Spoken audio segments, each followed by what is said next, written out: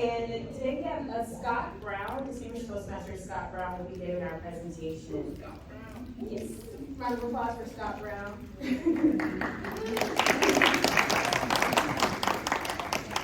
Today, you are going to hear how every club officer position is the most important role in the club. And they're right, because to every officer, the role they are fulfilling is the most important role to them.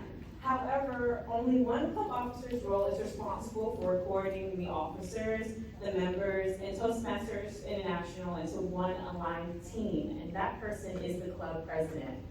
Everyone can welcome distinguished Toastmaster Scott Brown. Thanks so much,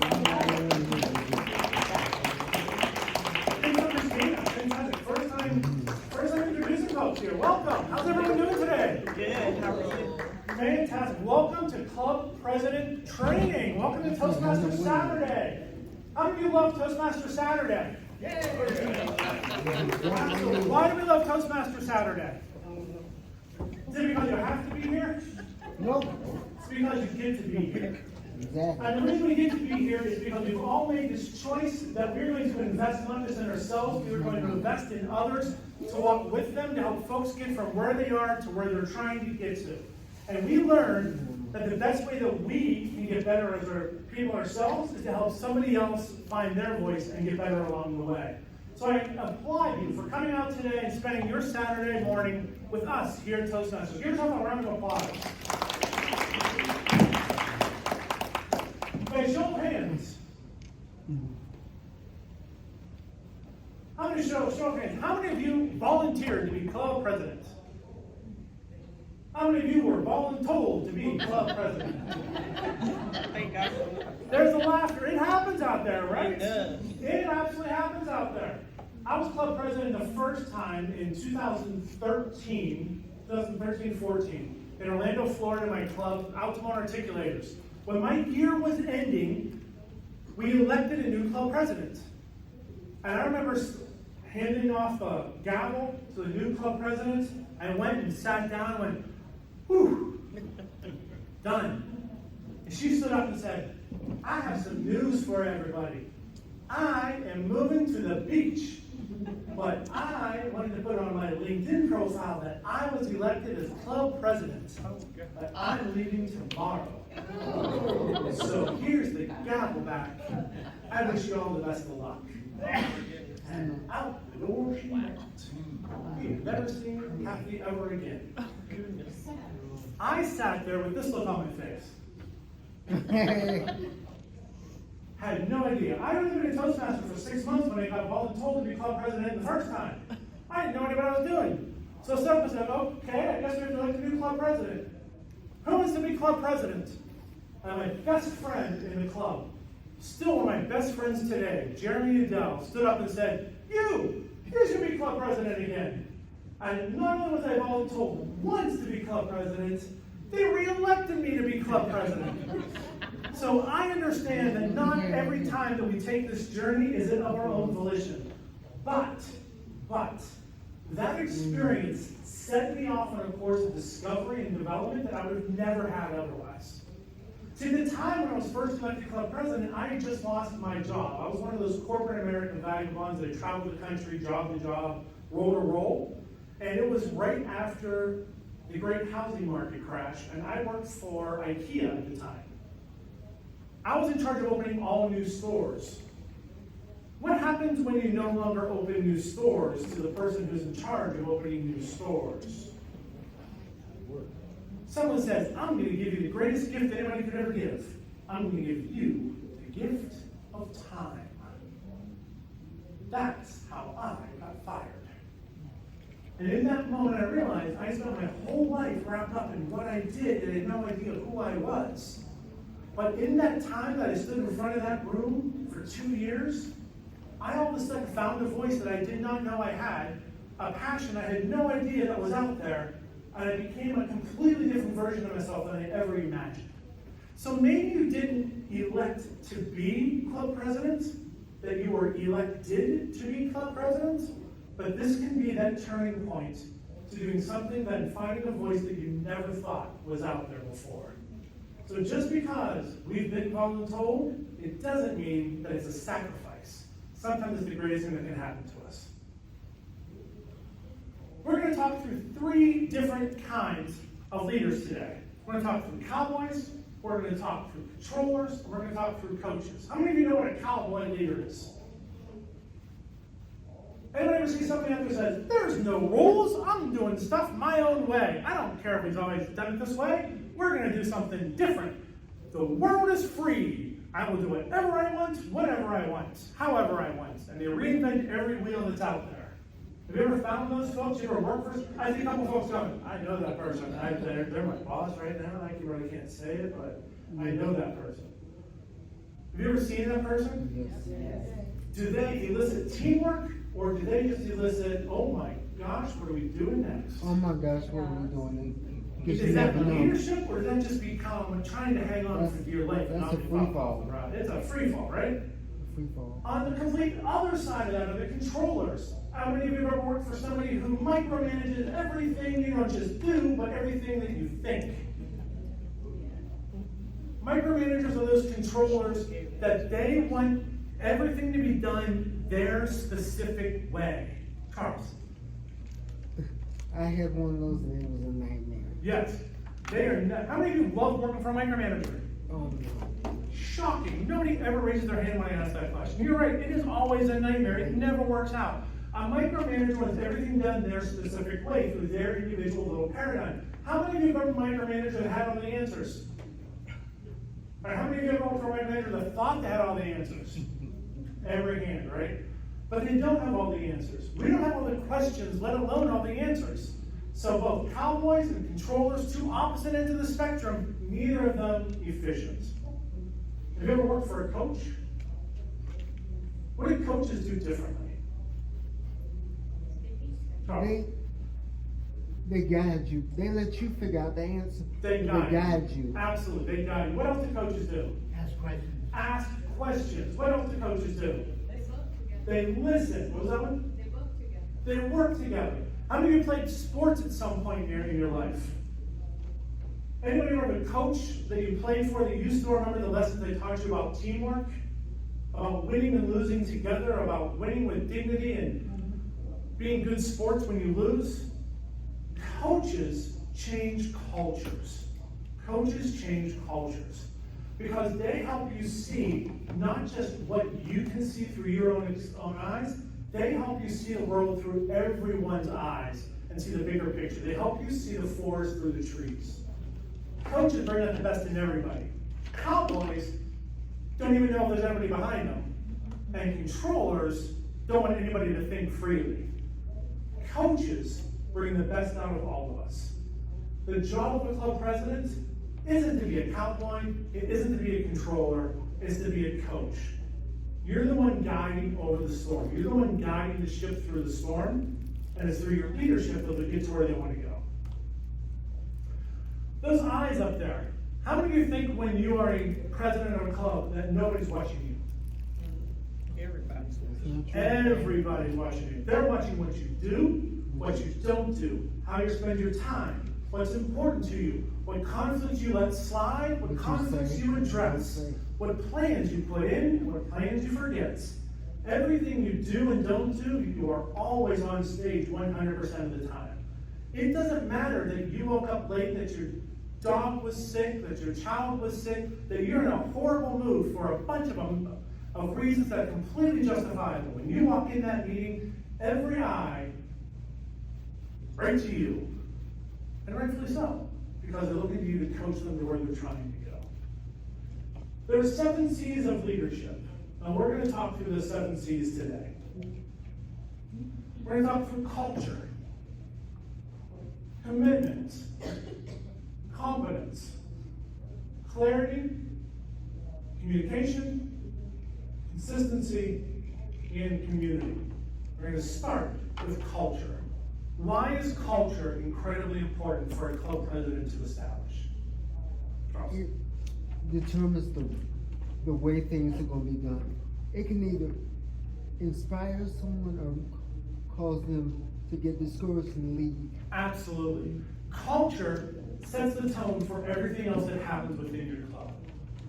culture eats strategy for breakfast, as I've been told. The reason why culture is so important is this. Culture is that backdrop of giving meaning to what happens. It's the way work is really done. Culture sets the tone for what's expected and what's appreciated, and is what is allowed to happen. Let me give a good example of what a positive culture and a negative culture look like. You can tell me which one you think is which. When I first moved to Fort Lauderdale, Florida, 2015, 16, somewhere around there, I went to visit a club. And in that club, there was tension. You ever felt tension in a club when you sit down? You can just feel that. Oh, these people do not like each other. You can feel it. They had a disagreement over when to give the timing report, because that is what's important in life. When you give the timing report. Do you give it after each section or at the very end? And the guy who was the timer that day said, I'm giving it at the end of every section. And buddy across the aisle said, no, you're not. You're giving it at the very end. Well, they stood up to throw hands. Their aggregate age was 180 years old. It was an 88-year-old challenging a 92-year-old to a fight.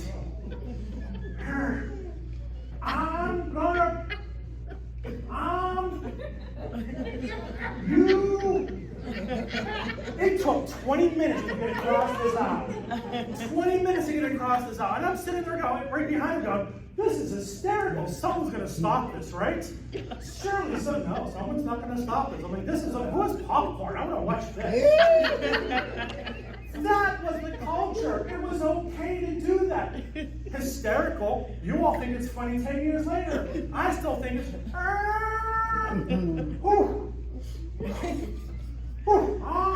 They were winded. It was rough. That was the culture. That was the culture. You think I went back to that club? No. Wrong. I went back because I wanted to see them finish the fight. But I didn't join the club. But I was interested. I knew they were still going. That's the culture. That's the power of culture. Second example, Orlando, Florida. My club in Orlando, Florida.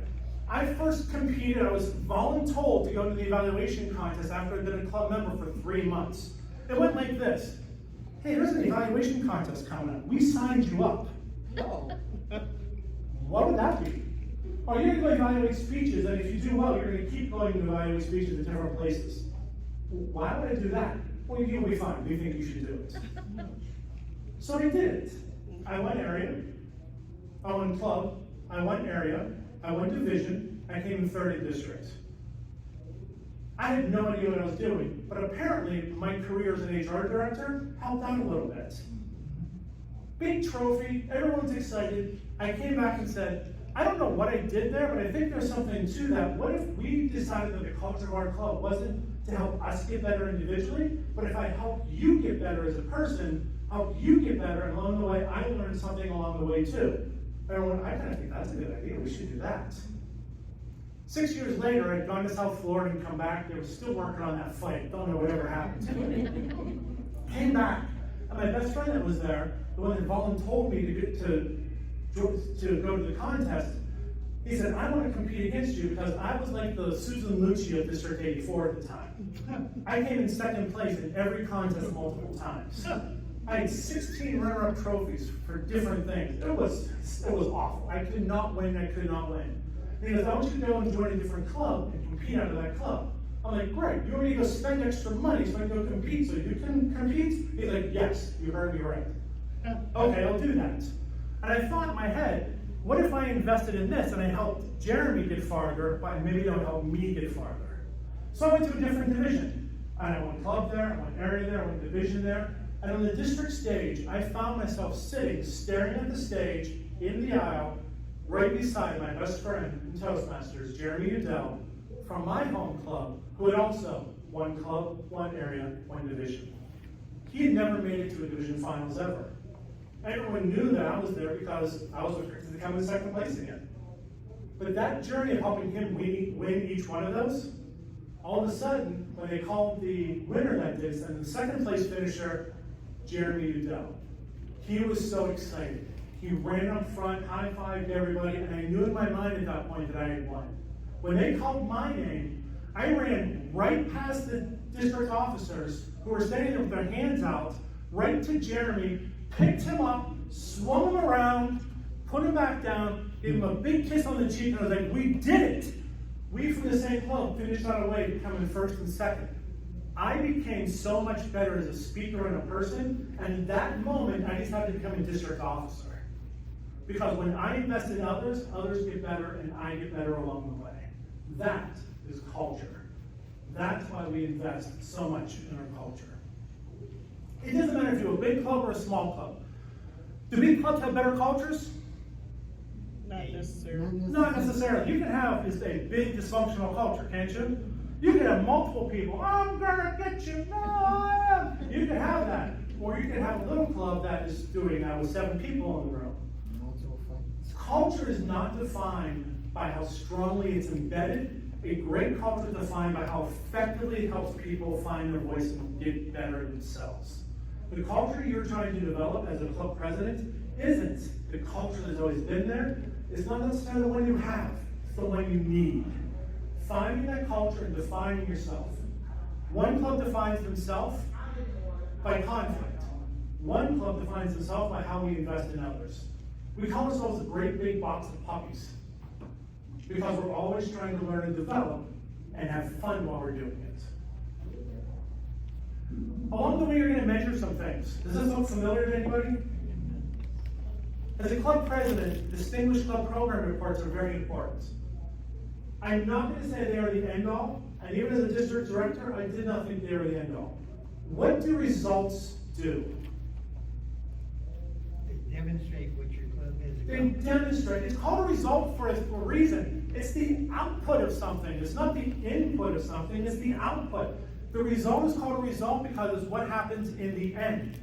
It's not what you put into it, it's what you got out of it. It's the focus when you got out of it. If you do the right things for your members, will you get each one of these? Yeah. Absolutely.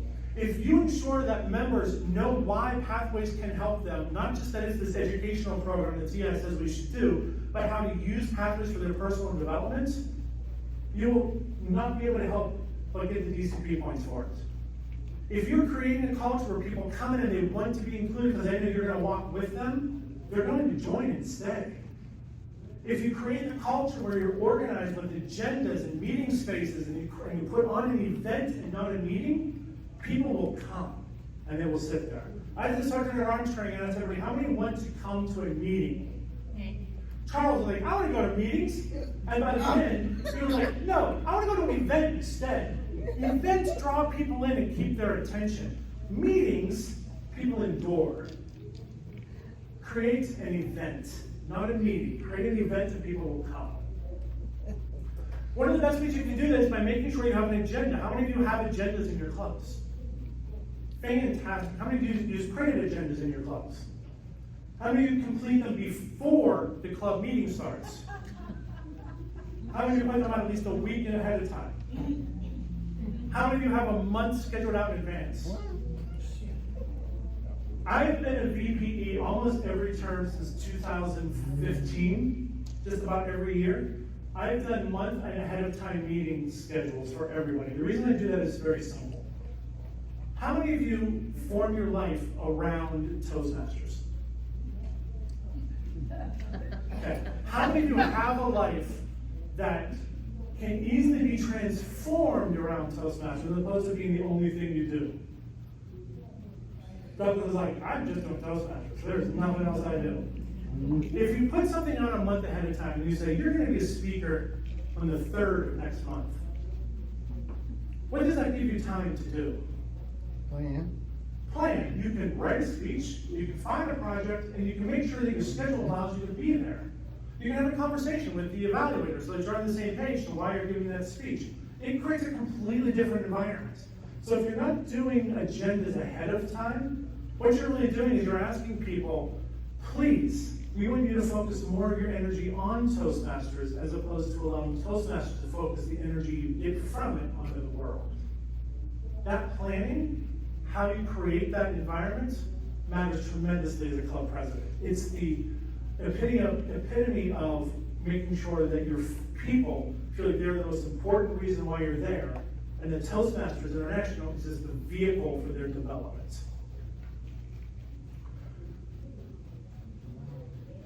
You can do it.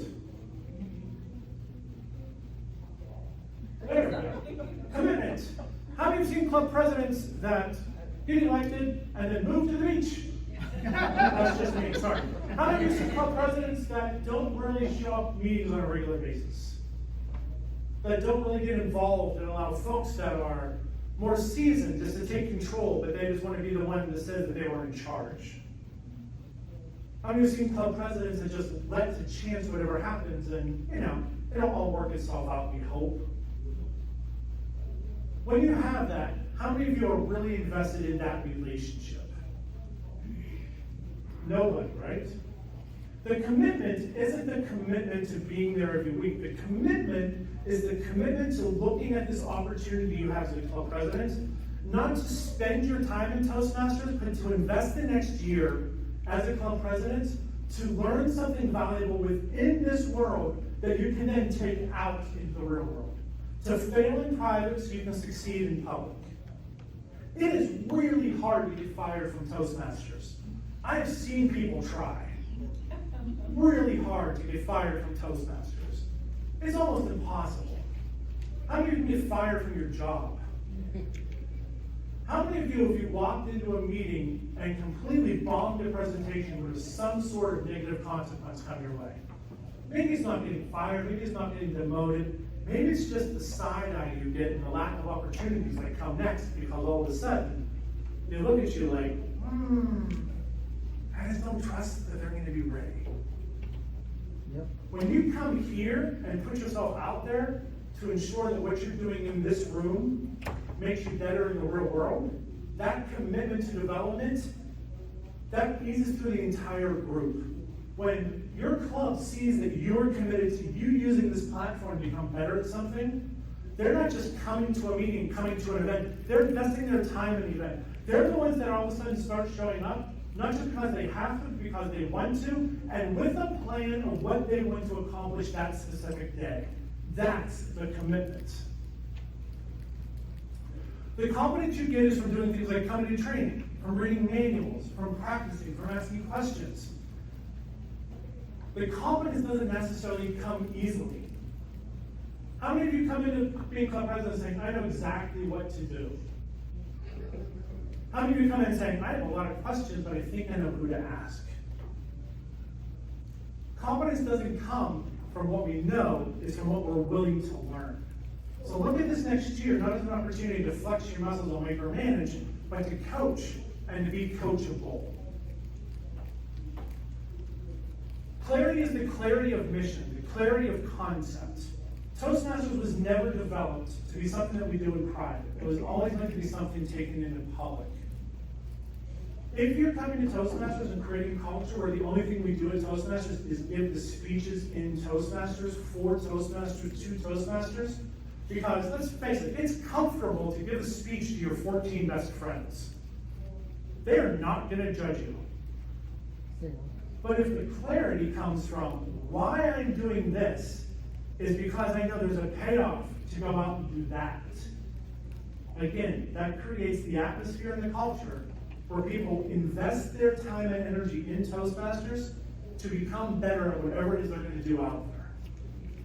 We all have something that we want to do outside of Toastmasters. None of us just say, yeah, $60 extra bucks laying around. I'm going to go waste that for every Tuesday morning at 7 o'clock. No. The clarity is we have a mission of where we're trying to go. Make sure your club has a similar mission for their own development. We need to communicate, over-communicate to all of our members. If you're a club president, what's happening isn't necessarily as important as why it's happening, what's happening next, and what's going to be the next thing that comes after that. Communicate so that folks don't just know when the next meeting is, who's speaking, but why you should attend. What are you going to learn? What's the investment? What's the opportunity you have to invest yourself to do something different? Communicate often and frequently. Send emails out every single week to get people invested. Anybody here have members in clubs that don't show up anymore? Yes. That were there and were extremely excited, and one day they didn't come. And that one day turned into 1 month, and one renewal period, and wonder if they're even still around. Use those connection opportunities that we have, those email opportunities, those text opportunities, bring them back into the loop. When we talked about open houses, remember we talked about open houses earlier? My club in Florida, the Box of Puppies, we don't have open houses. We have homecomings. We throw a homecoming event once a year, and it sounds just like what you think it is. It's pomp and circumstance, and we bring back all of the members that used to be members that have walked away for whatever reason. We're a hybrid club, so we have the opportunity to get folks in person and online. Create that celebration of an event to say, oh, I want to come back. So it's not just about what you do here, but the communication extends outward. Create opportunities for folks to communicate with each other outside of Toastmasters, not just inside of Toastmasters. Do what you're saying and say what you're going to do. Don't allow things to fall through the cracks. Be consistent in your application and in your message. Don't stand up front and say, I want you to build a great culture, and then walk into your club and destroy the one that you have. Be consistent. If you're going to say something, do it, and repeat the same message. I have closed every meeting. I've been president of that club in Florida now for the past 2 years again, since COVID. And I closed every meeting with this. Toastmasters was never meant to be done in private, it was meant to be done in public. I take the opportunity to fail here, to flourish there, and help you get promoted, so we don't get to see you again. We've lost 20 members over the last couple of years because they got promoted. That's not a failure on our part, that's what we're for. They're still Toastmasters, just not with us anymore. That's the clarity and the consistency. And build a community. This right here is your opportunity to connect with like-minded folks that come together because they're invested not just in themselves, but in others. Imagine if we extended this community not just what we have in this room, what we have at a meeting like this or a conference, but all of a sudden all 46 of our clubs were completely connected in a way that we weren't 46 clubs anymore, but we were 60 clubs, 70 clubs, 100 clubs, and we all of a sudden were sustainable so that we wouldn't be thinking about connecting with a different district. That connection, that community, I'm still friends with my Toastmaster friends in South Florida, in Orlando, in Indiana. They're part of my family, the friends that I choose to be family. Let that type of connection build with you so that as your club president, you connect with all these other club presidents doing the same thing that you're going to do. When you have a question, who are you going to ask? It's not Ghostbusters. It's the friend you met here. Build that community. Someone's like, oh, I won't have to know that reference. The buck's always going to stop with you. Whatever happens that's good, it's your credit. Whatever happens that's bad, it's your fault. Your reaction to it is what matters. Don't take all of the credit if you're not going to then take all of the blame. When somebody says, that was amazing, say, thank you. I owe it to my team. I owe it to my club. I owe it to my friends. When something goes wrong, say, it wasn't their fault. I could have done better. I'll work to make sure that doesn't happen again. When you're a leader that stands up in front and takes the credit for things, all of a sudden it becomes disingenuous. You're no longer a leader, you're just somebody out for power and for prestige. Presidents don't have power. The key of a president is that you preside.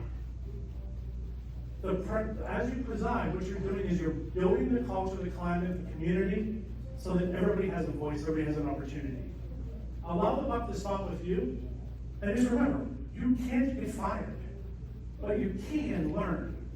And if you make mistakes here that you won't make out there, maybe it's time that you get promoted, and we get to see you on a bigger stage somewhere, not as a member of your club here, but as a member of a bigger club somewhere else. There's a lot that happens as a club president. I've been around since 2012. I serve as either a VP or a club president, multiple clubs every year. That's my real phone number up there. That's my real email up there. When you get stuck, call me. When you get stuck, text me. When you get stuck, email me. And as you go forward, remember this. Whatever you do inside Toastmasters, let it resonate to what you can do outside of Toastmasters. So this community becomes your gateway to whatever it is you're supposed to do. Are there questions we can answer for you? Comment you made about accepting the responsibility when things go well and taking responsibility when things go bad was the byword for Coach Bear Bryant for Alabama. At the team did well, he said it's a great team, the greatest team I've ever had. Things messed up, he said, I got a lot to do to make this team better. Very true. Very true. Questions, comments, anything online? You can ask the folks online to come off, mic. Anyone online, you can unmute and ask a question if you have that.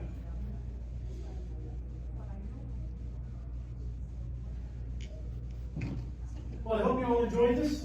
Go forward, have a fantastic year, and I hope that you all have the year that you were planning to have, and that it fulfills your dreams in the best possible way.